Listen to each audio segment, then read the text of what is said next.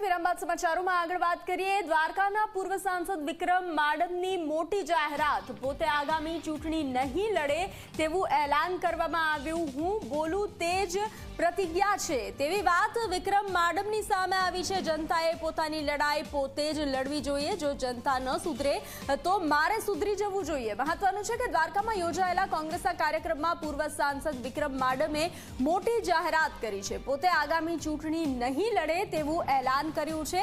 સાથે જ રોષ ઠાલવતા કહ્યું કે જે જનતા માટે 5 વર્ષ સુધી કામ કરીએ છતાં પણ મત ન આપે તો ક્યાં સુધી તેમના માટે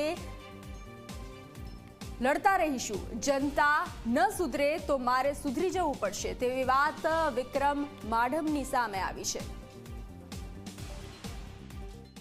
તમારે જે સમજવું હોય સમજો, જનતાને જે સમજવું હોય। હું દેવભૂમિ દ્વારકાની અંદર હવે ચૂંટણી લડવાનો નથી। ફરીને તમારા મીડિયાના અને વિક્રમ માડમ બોલે એ જ પ્રતિજ્ઞા છે। વિક્રમ માડમને બીજી પ્રતિજ્ઞાની જરૂર નથી લડવાનો તો નથી લડવાનો। જનતાએ પોતાની લડાઈ પોતે લડવી જોઈએ। દર વખતે કોક આવીને લડી દેશે, ક્યાં લગી કોક લડી દેશે? મહાકાય કંપનીઓ અવડા રૂપિયા લઈને આવે અને જનતા ટાણે 5 વર્ષ કામ કર્યા પછી એક મત ન આપી શકે તો એ જનતા માટે તમે ક્યાં સુધી લડી શકો? જનતા ન સુધરે તો મારે સુધરી જવું જોઈએ। હું ઓપન કહું છું ને।